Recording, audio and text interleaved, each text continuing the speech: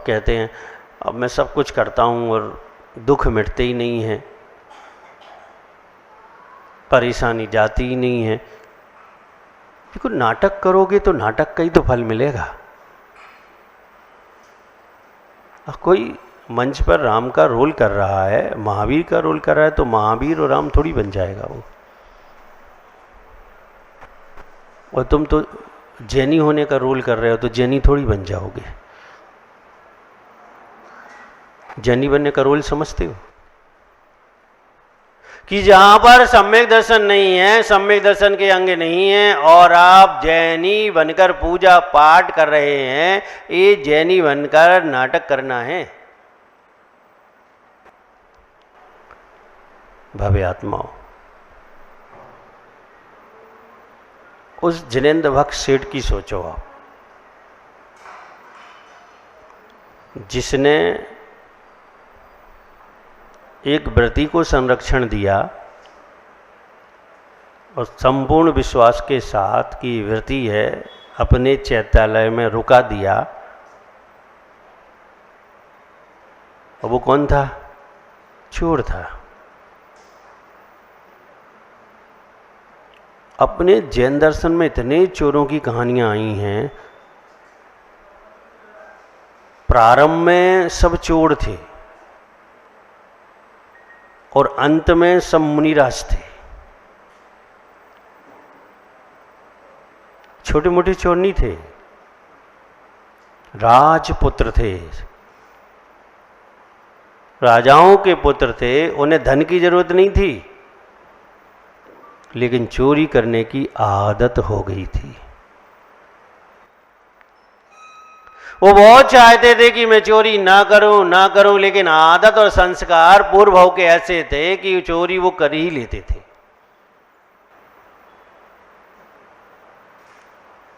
और इनके पिता सब जैनी थे, न्यायप्रिय थे। पुत्र का ही त्याग कर दिया, देश निकाला दे दिया कि हमारे देश में रहकर तो चोरी नहीं कर सकते, जहां जाना है वहां जाओ। दूसरे देश में जाने का मतलब पकड़े गए तो मृत्युदंड। और फिर भी ऐसे चोर सुलझ गए, और वो इसलिए सुलझे कि किसी सम्यक दृष्टि ने उन्हें संबोध दिया, सम्यक दृष्टि ने अंगों का पालन किया, उस अंगों को प्रभावित होकर उनका हृदय परिवर्तन हो गया। कि वैराग क्या चीज होती है? लोगों की बहुत जिज्ञासा होती है कि महाराजों से पूछ लें कि आपको कैसे वैराग आया। आप अनुभव करो, तुम्हें तो हर क्षण वैराग आता है,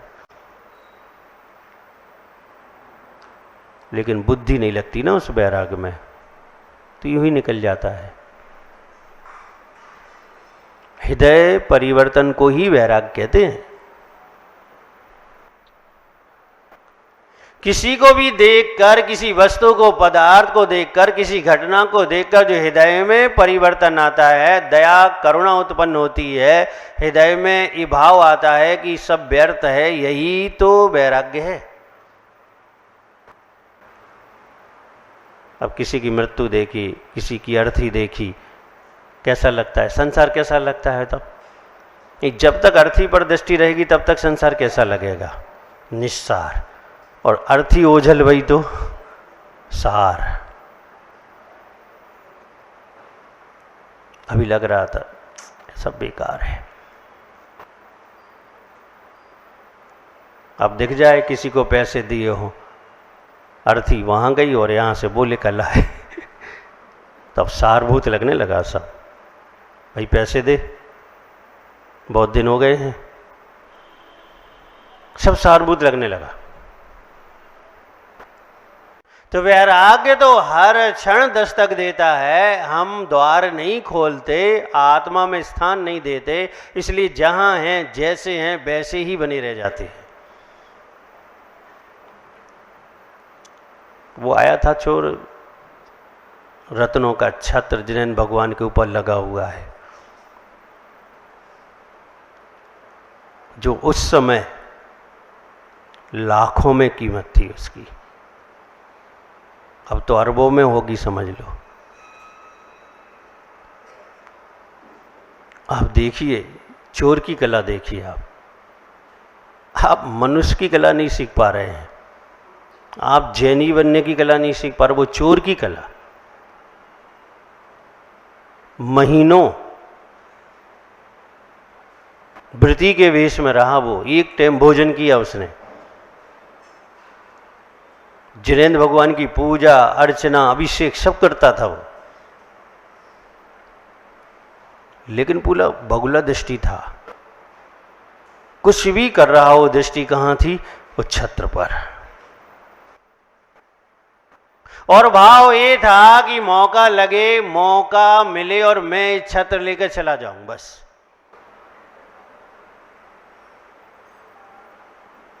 जब आप मंदिर आते हो और कभी ईश्वरवादिता जागती है अंदर से, तो भगवान नहीं देखते, ये दिखता है कि वो हमारी बात सुन लें और हमारा काम कर दें, ये दिखता है। भगवान तो गौण हो जाते हैं वहां, और वहां ये लगता है कि बस मेरी बात सुन लें और मैं मंदिर से निकलूं और मेरा काम हो जाए। ऐसा नहीं होता। आपको उतनी विशुद्धि बढ़ानी पड़ेगी कि मंदिर से निकलने से पहले आपका काम हो जाए। ये आपके हाथ में है, वो आलंबन है, वो आश्रय है, वो सहारा है, वो शरण है, लेकिन आपके हाथ में है। जितनी विशुद्धि बढ़ाओगे उतना लाभ लेकर जाओगे।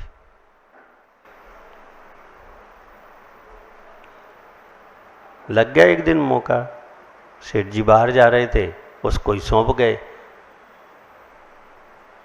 एक और बात है, चोर को ही कोतवाली सौंपो। किसको? तो भाई ये तिजोरी है, ये चाबियां हैं और तुम्हें संरक्षण करना है। तो दो ही काम होंगे, या तो तिजोरी खाली होगी या चोर सुधर जाएगा। तो रिक्स तो है, नहीं सुधरा, 99 पॉइंट तो ये विश्वास है कि चोर नहीं सुधरेगा, वो तिजोरी खाली करके जाएगा। तिजोरी जम्बू कुमार चाबी दे के तो नहीं आए किसी को? ठीक है, फिर बैठ जाओ।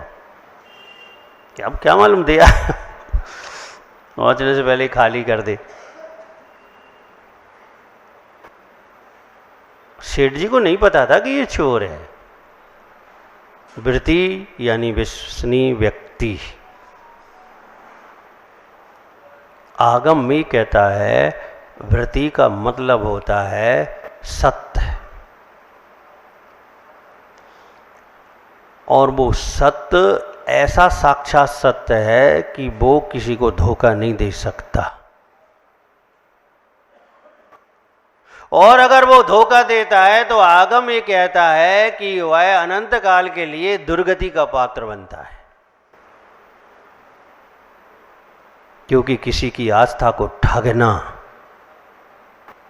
यानी अपने आप को ठगना है, अपने आप को नरक भेजना है, अपने आप को निगोद भेजना है, अनंत काल के लिए अपने आप को कष्ट और पीड़ा में तैयार करना है।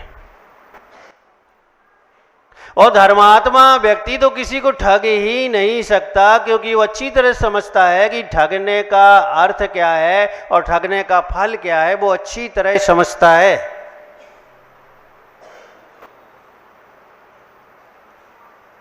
भव्य आत्माओं, और धर्मात्मा सहज में ठग जाते हैं, समझ ही नहीं पाते हैं। भक्त धर्मात्मा के पास आकर वो ठग जाते हैं, उन्हें वो भी नहीं समझ पाते हैं। इसलिए हमारे यहाँ कहा अंधविश्वास नहीं चाहिए, सम्यक ज्ञान वाला विश्वास चाहिए। यानी वह विश्वास चाहिए जिस वस्तु पर, जिस पदार्थ पर, जिस व्यक्ति पर हम विश्वास कर रहे हैं वह 100 में से 100% वैसा ही हो। इसलिए हमारे यहाँ हेरा कैरा को नमोस्तु नहीं होती।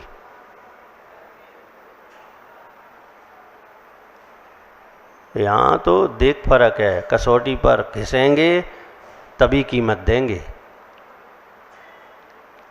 चर्या को देखेंगे तभी नमोस्तु करेंगे।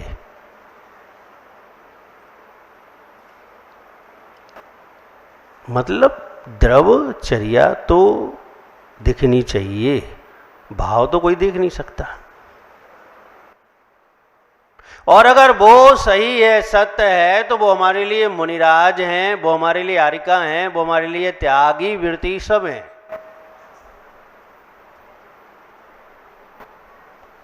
भव्य आत्माओं, ठगना अच्छी बात नहीं है, ना स्वयं को और ना दूसरे को। और जब दूसरे को ठग रहे हो तो इसका मतलब है कि आप उसी समय अपने आप को भी ठग रहे हो। भागा वो लेके छत्र, संयोग इत्तेफाक कहाँ पहुंच गया? सेठ जी के ही तंबू में पहुंच गया वो, और पीछे से लोग तलवारें लिए हुए हैं, उसे मारने को तैयार है। और हाथ लग जाए, आपको पता है, कोई चोर मार्केट में पकड़ा जाए, एक व्यक्ति के यहाँ चोरी की और 100 व्यक्ति कर्म बांधते हैं, सब मिलके मारने को तैयार हो जाएंगे। अब ये घटना घटी ग्वालियर में कुछ दिन पहले। एक चोर पकड़ा गया, तो 2 4 5 लोग जो दुकानदार थे मार्केट के लोग आके उसको मारने लग गए। देखते देखते भीड़ लग गई। एक व्यक्ति की भी दुकान उसी मार्केट में थी लेकिन दूर थी, और उन्हें लगा कि हम भी यहाँ तो अपने सेंक लें। हाँ, सोच, ये भाव अच्छा थोड़ी है। और उस चक्कर में वो गए, उन्होंने इतने जोर से हाथ करा कि उनके हाथ में अंगूठी थी 2.5 तोले की चली गई। अब वो चढ़ गई। अब उस समय ध्यान नहीं दिया, घर पहुंचे, अब ढूंढो सारे मार्केट में, मिलेगी क्या? नहीं। क्यों आफत मोल ली भाई? वो निपट रहे थे, वो कर्म बांध रहे थे, वो कर्म भोग रहे थे, तुम क्यों बीच में चले गए? और ये तो तत्काल हानि हुई है, इसके बाद अगले अगले भवों में जब वो कर्मोदय में आएगा वो हानि तो इससे भी बड़ी होगी। लेकिन नहीं समझते लोग। वो आजकल सिस्टम है, हिंसा का सिस्टम है। बोले मूवी कौन सी देखना है? बोले मार धाड़ वाली देखना है। एक दूसरे को बताएंगे वो वाली मूवी देखो, उसमें बहुत मार धाड़ है। मतलब हिंसा, हिंसा का भाव, हिंसा का व्यक्तिकरण, हिंसा की प्लानिंग सब तुम्हारे दिमाग में आएगी। और परिणाम ये होगा कि आगे आगे भाव में जो अनुमोदनाएं हो रही हैं वो अनुमोदनाएं आपको गलत फल देंगी। फिर भी नहीं मानोगे, मुझे पता है, फिर भी नहीं मानोगे, मुझे पता है। लेकिन मुझे ये भी पता है, मानोगे तो नरक में पहुंचकर मानोगे और निगोद में पहुंचकर मानोगे। यहाँ नहीं मानोगे तो वहाँ मानोगे। मानने के लिए 2 ही जगह हैं, या तो ये पर्याय है या इसके बाद की पर्याय है। अच्छा है कि इसी पर्याय में हम मान लें और समझ लें। लोगों ने कहा कि ये आपके चैत्यालय से इतना कीमती छत्र ले चुरा के भाग रहा था। सेठ जी ने सारी बात समझ ली और कह दिया, चुरा नहीं रहा था, मैंने मंगाया था। ये क्या है? उपगोहन है। अगर चोर कह देंगे तो ये गांव वाले आगे किसी भी त्यागी वृत्ति पर विश्वास नहीं करेंगे। सच्चा भी इसी लेन में खड़ा कर देंगे, उसे भी ऐसा ही समझेंगे। ये तो एक है और कई त्यागी वृत्ति आएंगे नगर में, कोई पूछेगा नहीं उन्हें। ढक दिया, दोषों को ढक दिया, लोग चले गए। अब आपने मंगाया तो कोई बात ही नहीं है। उस चोर का हृदय परिवर्तन हुआ कि अगर आज संरक्षण नहीं होता तो मृत्यु तो निश्चित थी। हजारों लोग पीछे लगे हैं, एक एक भी मारेंगे तो क्या हाल होगा। पूछा सेठ जी से, ऐसा क्यों किया आपने? तो उन्होंने कहा, मैंने तुम्हारी रक्षा नहीं की है, मैंने धर्म की रक्षा की है। क्योंकि व्यक्ति की रक्षा करना अनिवार्य नहीं है, लेकिन धर्म की रक्षा करना अनिवार्य है, और धर्म की रक्षा से ही हमारा धर्म सुरक्षित रहता है। भव्य आत्माओं, उसका ऐसा हृदय परिवर्तन हुआ कि उसने सेठ जी से व्रतों को, सेठ जी की साक्षी पूर्वक व्रतों को धारण करके वो जीवन पर्यंत व्रती रहा, सच्चा व्रती बन के रहा। भव्य आत्माओं, ऐसा ही ओहन अंग आपके अंदर होना चाहिए। दिमाग मत लगाओ, यहां दिल लगाओ। किसी की भूल में, किसी की चूक में आपके सामने किसी ने रात्रि भोजन का त्याग किया और भूल से उसे ध्यान नहीं रहा और आपके सामने वो रात्रि भोजन करते हुए पाया गया, तब 4 लोगों को बुलाकर मत कहो, दिमाग दिल लगाओ। हो सकता है भूल गया हो सकता है ध्यान नहीं रहा हो सकता है भाव बदल गया हो। समझाओ, आप उससे बात करो, एकांत में ले जाकर आप पहले तो ढक दो, उसके बाद ऐसा उपक्रम करो कि वह अपने स्थान पर स्थापित हो जाए।